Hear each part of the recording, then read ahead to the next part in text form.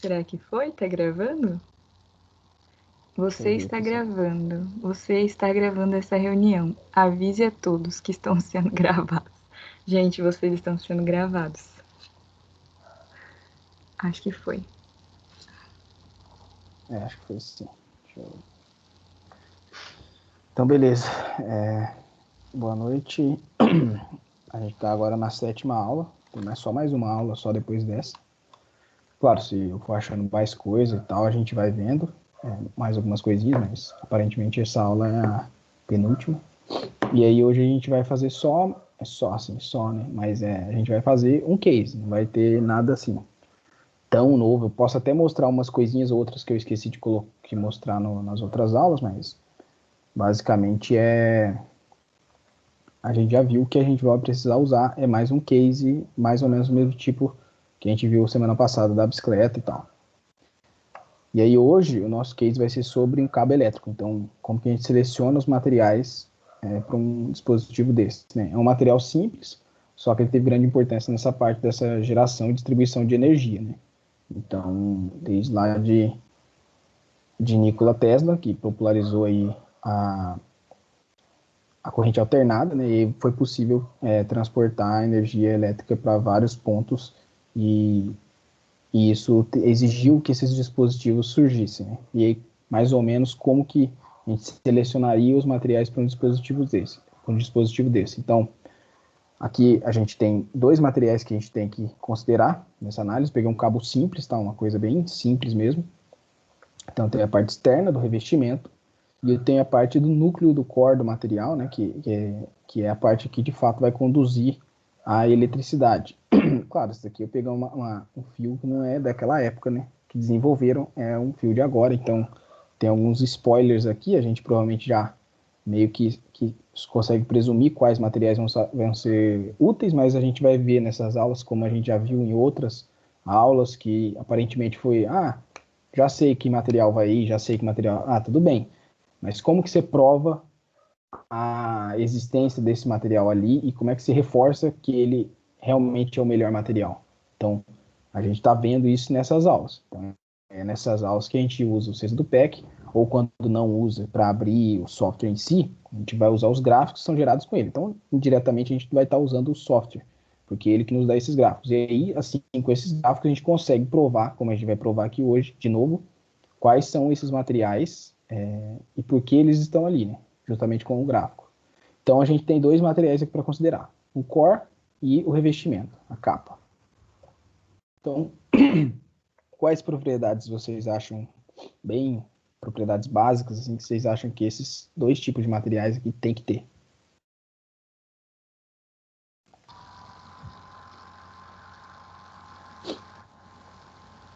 Meio óbvio, assim. Condutividade elétrica. Tô lendo o chat da manhã. Desse daqui, né? Exatamente. E o Isso. outro, Se ele esse tem que daqui, ser isolante, né? isso. Ou seja, uma baixa condutividade, né? É. Beleza. Porque não tem totalmente isolante, nem totalmente condutivo, né? Então, a gente vê isso daí. Mas, então, exatamente. Então, alta condutividade elétrica aqui e aqui baixa condutividade elétrica. Beleza. E aqui a gente sabe, né? Baixa condutividade elétrica significa, nesse material do revestimento, alta. Esse negócio não tem como minimizar. E esse daqui, ó, então a capa, né, que tem que ter baixa condutividade elétrica, vai ter que ter uma alta resistividade elétrica, que é justamente o oposto. É dizer quase a mesma coisa, mas de forma diferente. E aqui em cima, claro, baixa resistividade elétrica, ou seja, bastante permeabilidade para que haja condução de impulsos elétricos, né, de eletricidade em si. Então, beleza. Que merda, eu tinha um spoiler que era para eu perguntar para vocês. Mas a gente tem que ter algumas outras propriedades referentes ao processo de fabricação desse dispositivo aqui, dessa forma que a gente conhece, dessa forma que ele é funcional. O core, ele é composto por um feixe de fios. Beleza. E o que eu tenho que ter, uma outra propriedade que esse material tem que ter para ser processado e adquirir essa forma? É uma pergunta.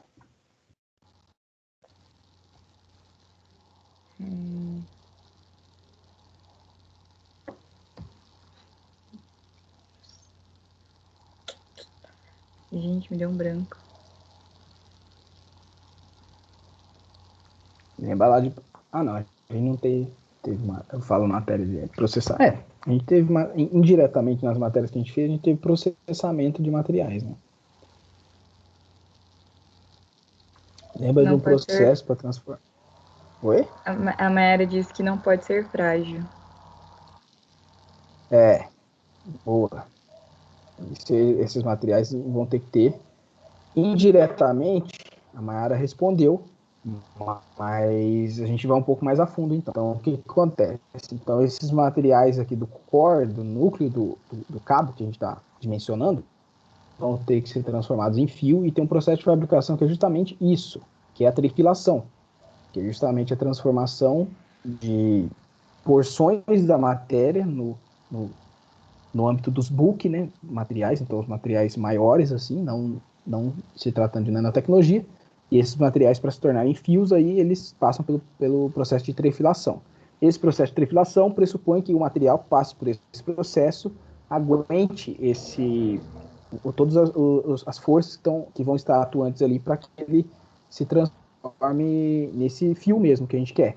E o que é indispensável para os materiais que passam por transfilação é justamente serem dúcteis. Então, o que a Mayara falou é mais ou menos daí. Ela falou que não pode ser frágil, sim. O oposto de frágil é dúctil, né? Então, ele teria que ser dúctil. Se ele não pode ser frágil, ele tem que ser dúctil.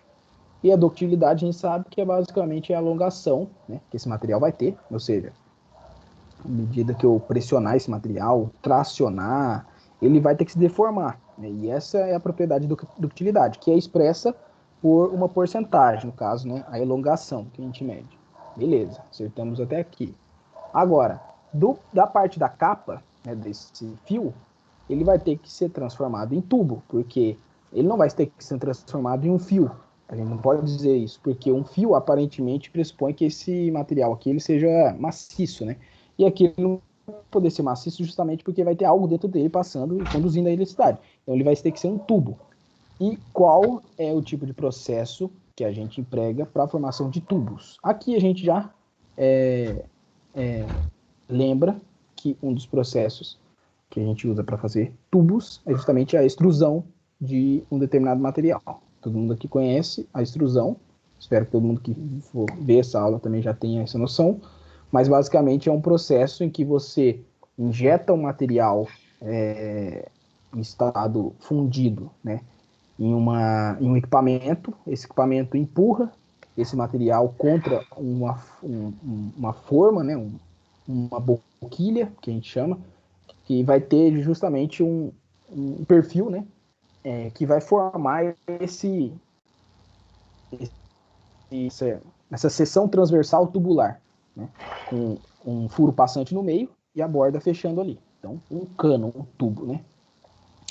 E isso exige que esse material seja moldável. Eu falei, né, do estado fundido. Então, tudo bem, mas esse estado fundido tem que ser atingido de forma prática, né? Então, quanto menor a energia possível que eu entregue ali, melhor para mim. Menor energia, menor custo. Então, esse material vai ter que ser moldável. Moldável aí por aplicação de temperatura, né? Geralmente. E aí você consegue transformar a forma desse material e fazer com que ele adquira esse perfil aí. Então, beleza. Então, ter alta moldabilidade, ou seja, trabalhabilidade ali, né? No caso aqui, já dei um spoiler que é uma trabalhabilidade a quente, nesse caso. Então, beleza. Então, agora vamos de fato para o que interessa, que é a parte de seleção, analisar gráfico.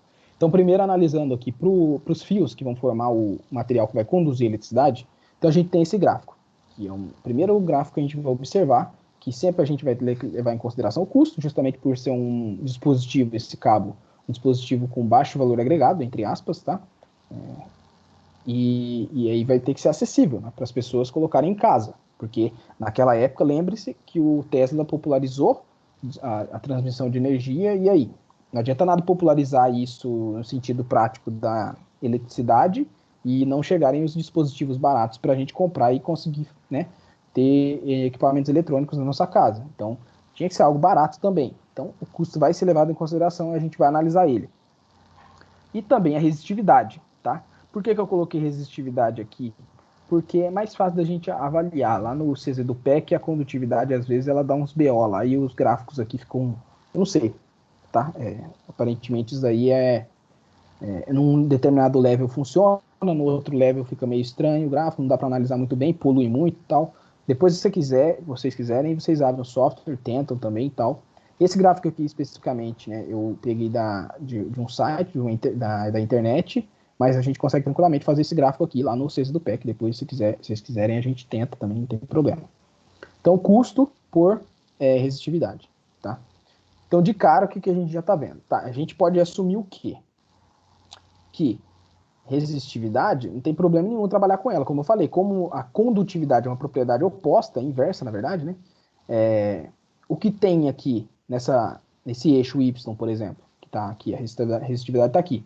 O que tem alta resistividade pressupõe que ele tenha baixa condutibilidade. Então, é como se a gente tivesse a outra propriedade aqui também. Então, dá para analisar tranquilamente. Então, a gente percebe já aqui, a princípio, que os metais, esse borrão aqui, ó, essa bolha aqui, esse aqui é o bubble chart, né, que a gente já viu em outras aulas, e aqui essa bolha que aparece aqui embaixo, justamente abaixo do 0.001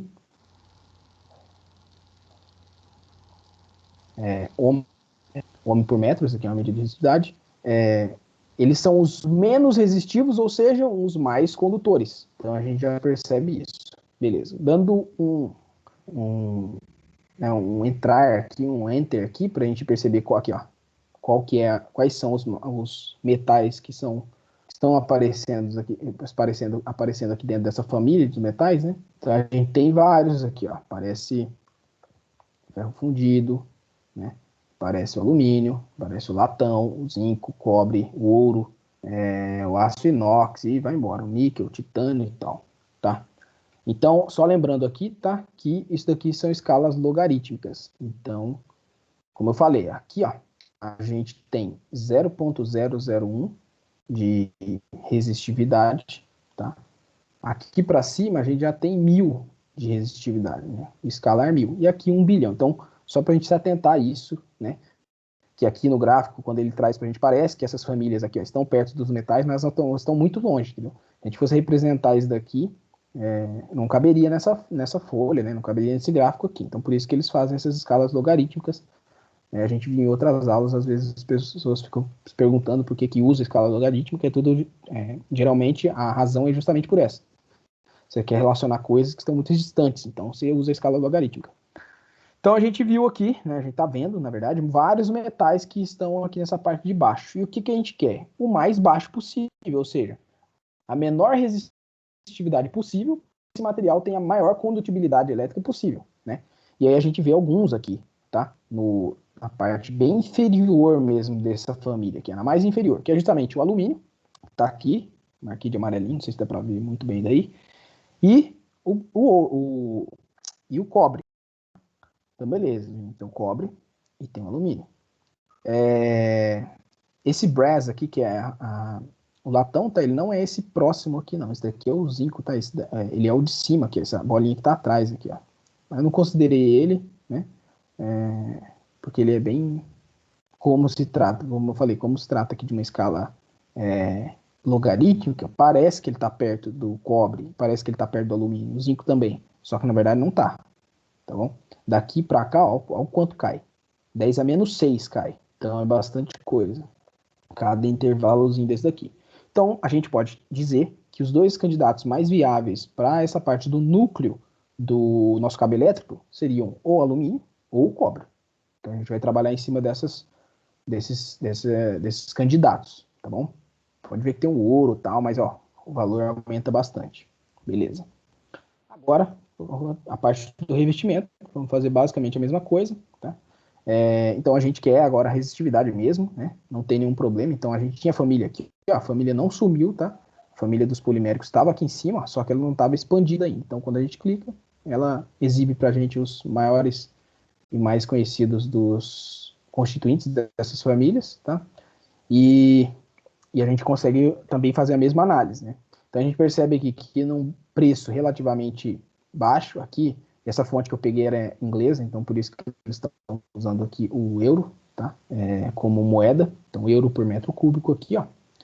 Mas ainda assim você percebe que nessa primeira coluna aqui, ó, que os preços são relativamente, né, baratos, em conta, aí, sei lá, os menores custos aqui, ó, eles são desses materiais poliméricos que a gente encontra que estão mais em evidência. Esse grandão aqui é a espuma, tá? Ele só puxou aqui, ó, polipropileno, polietileno e o poliestireno, mas dessa família de poliméricos aqui, mas essa daqui que está meio opaca aqui embaixo são as espumas, tá? Elas são muito mais baratas, né, e resistivas igualmente aqui. Então o que a gente percebe mais aqui para o cantinho né, da família dos polímeros é justamente essas três que eu falei, polipropileno, polietileno e poliestireno, e também a gente tem o PVC aqui, que chega bem longe já. Ele chega, né? Ele colocou o tiquezinho do bracinho aqui para identificar o PVC, mas você pode ver que essa família aqui, ela chega até quase o que chega o poliestireno aqui embaixo, tá? Em sentido que eu tô falando, quanto mais para a esquerda é melhor, é mais barato, mais em conta, e não se perde tanto aqui em resistividade. Claro, a gente só observando aqui, você consegue ver que você consegue poliestireno com mais baixa resistividade, ou seja, isso não é tão bom, tá? Poliestireno é o que chega mais abaixo aqui, ó, tá? E o que chega mais alto aqui é o polipropileno aqui e tal, tá? Mas aqui, basicamente, esses quatro que a gente vai considerar. Então, os candidatos nossos, esses quatro, polipropileno, poliestireno, polipropileno, polietileno, poliestireno e PVC, tá? Que tá aqui em cima. Só o nomezinho tá ali em cima. Então, beleza. Então, aqui agora a gente tem uma resolução dos nossos candidatos. Agora a gente vai ter que fazer o quê? Investigar mais propriedades para tomar a decisão final, tá bom? E isso pressupõe que a gente analise mais gráficos, com os tipos de eixos. Então, o que eu considerei agora para a parte do núcleo do cabo? Elongação, que a gente falou, que esse material ele também tem que ser bem dúctil, com força, tá? Que é esse strength aqui. Então, beleza. Então, a gente vai dar essa análise, tá? Fazer essa análise. Materiais que devemos considerar para a transmissão da segura da corrente. Então, beleza. Então, quais os materiais que a gente vai fazer? Então, seguinte, a gente clica aqui, ó, esse gráfico aqui, né? Ele é o que mostra as famílias novamente, um bubble chart, só que agora com o eixo diferente. Elongação X, força Y. E aí a gente não tem, a priori, tá? Eu devia ter colocado esse gráfico aqui sem estar essa poluição, mas vocês iriam perceber que não tem. Aqui aparece o ouro, aparece o magnésio, aparece o ferro fundido, o níquel. Só que nessa família de metais, não sei por que essa fonte que eu coloquei, ele não identificou a bolha do alumínio, né, do cobre. Mas não tem problema, porque em outras fontes eu consegui que o cobre ele tem uma força aqui, né, uma resistência de 330 megapascal, tá? Uma elongação de 17%, tá? E o alumínio de 90 megapascal em contrapartida, contribuindo com 12% de elongação. Então, as diferenças nas cores aqui, identifica as diferenças de cores também dos bastões que eu coloquei aqui, das retas, tá? E mais ou menos, como eu falei, essa escala é logarítmica, então aqui eu tenho 100 megapascal, aqui nesse primeiro tracinho, não sei se vocês estão vendo, tomara que sim, tem o tracinho de 200 megapascal, aqui de 300, aqui de 400. Então, o do cobre, que é esse vermelhinho, está entre esses dois tracinhos aqui, ó, que eu coloquei mais ou menos aqui. A linhazinha tá grossa, justamente para não errar tanto, mas basicamente, então, a resistência aqui está em 330 do cobre, tá? Então, ele tem toda essa extensão aqui, beleza. Então, agora vamos considerar a elongação, que é 17%. Novamente, escala logarítmica. Aqui eu tenho 0,1, então é algo próximo de 0,2, né? Porque aqui ele não está em porcentagem, aqui ele está em decimal mesmo. Então, 20% seria 0,2. Esse tracinho é o do 0,2. Então, eu coloquei um pouquinho, podia até colocar um pouquinho mais para lá, mas mais ou menos o cobre está aqui, está em 17%. Essa vara vermelha aqui, ó. E com isso a gente, né, faz meio que uma triangulação e consegue achar uma posição onde o cobre estaria nesse gráfico. Beleza. Agora vamos fazer a mesma coisa para o alumínio. 90 megapascal de resistência, está mais ou menos aqui, pertinho de 100. E 12% de elongação, bem abaixo aqui, quase coladinho no 0,1, tá? E aí ele mais ou menos teria essa posição aqui, tá bom? Então, beleza. Passar. Então, essas aqui são as marcações mais, assim, mais próximas que a gente conseguiria, tá? Então, o que a gente faz aqui, né? Então, esse gráfico mostra, acho que para vocês aí, tomara que fique claro também. Se a gente estivesse considerando força, com que a gente, né, teria que aplicar aí, se a gente estivesse considerando força para escolher esses materiais, o alumínio ele seria o mais indicado, tá? Ele tem menor resistência, na verdade, aqui, tá? E aí a gente teria mais facilidade lá para deformar ele, o que quer que seja, que ele está mais abaixo, tá bom? Só que no sentido de elongação, ele perde, né, pro cobre. Então, como a gente está querendo mais a parte de ductilidade, justamente para a gente transformar isso em fios, porque se não tiver em fios, a gente não consegue ter uma funcionalidade ideal para esse cabo. Então, quando pesa funcionalidade, né, você tem que sempre focar naquelas propriedades que vão trazer a maior funcionalidade para você. Porque se você desenvolve uma coisa para não funcionar bem, nem desenvolva, né? Então a gente escolheria aqui nesse caso o cobre, tá? O cobre ele é mais vantajoso, tá bom? Por mais que se a gente voltar lá em cima, ó, por mais que ele seja um pouco mais caro, tá vendo que ele aqui na escala de preço ele é mais caro, tá? Mas justamente por, por, por, por ter uma ductilidade maior e ser isso daí um ponto principal para a funcionalidade do dispositivo, para você confeccionar esse dispositivo, né? Então, mesmo assim, se escolhe o cobre, tá bom? Beleza, então cobre aqui, nesse caso, a gente bateu o martelo, que é mais vantajoso. Vamos fazer a mesma coisa para o cabo elétrico. Para o cabo elétrico, não, desculpa, para o revestimento. Então, a gente agora vai analisar, porque a gente tinha 4 candidatos lá. Agora a gente vai analisar mais um gráfico, que é a condutividade térmica, né? E a expansividade térmica também. Então, mais uma vez, aqui agora a gente está pensando mais em funcionalidade. O núcleo desse cabo aqui, feito de cobre, ou seja lá qual outro metal que a gente fizesse ele iria aquecer, a gente sabe disso, porque o movimento de cargas elétricas, né, de elétrons em si, ele pressupõe um aquecimento do material, né? Você está tendo ali uma movimentação de partículas dentro do material. Então vai gerar atrito, né, com outras partículas que estiverem no meio do caminho, e isso vai gerar aquecimento, vai ter perda de calor, tá? Então a condutividade térmica ela tem que ser considerada para essa parte do revestimento. Não dá para eu ter um material aqui para revestir, né, que derreta aqui em cima, né? Ele não vai proteger nada depois disso. Então a gente tem que considerar isso também. Mais uma vez a gente teve problema aqui, eu tive problema com esse gráfico, que ele não dá todos os candidatos que apareceram para a gente, né? Então lá tinha o polipropileno, tinha o poliestireno e o PVC, além do polietileno que está aparecendo aqui, ó.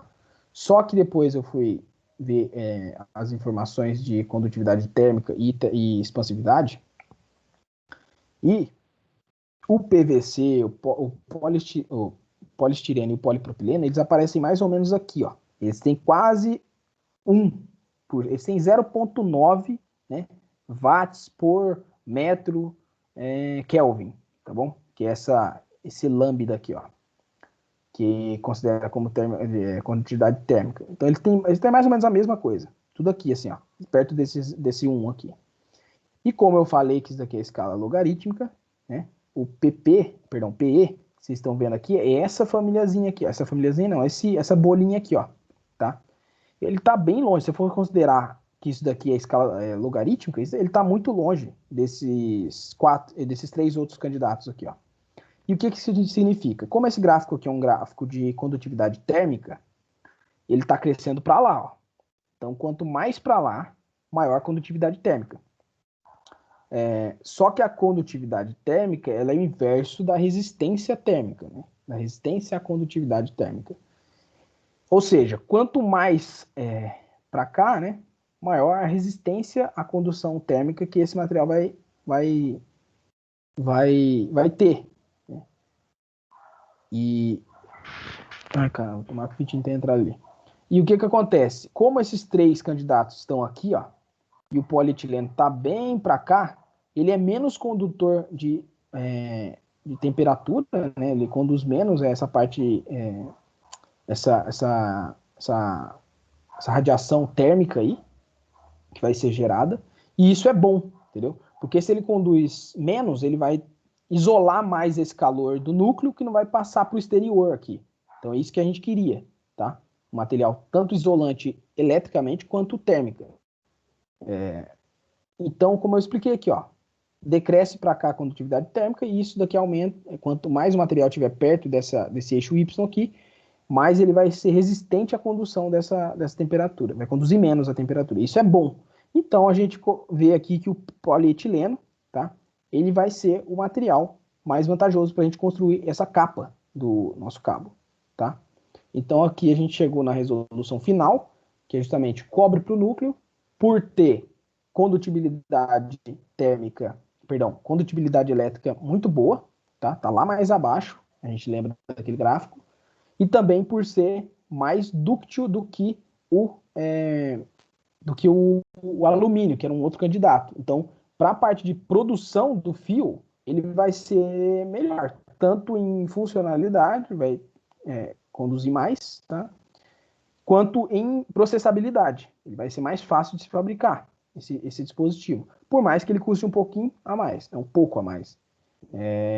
E o polietileno, a gente viu para a capa, ele também tem uma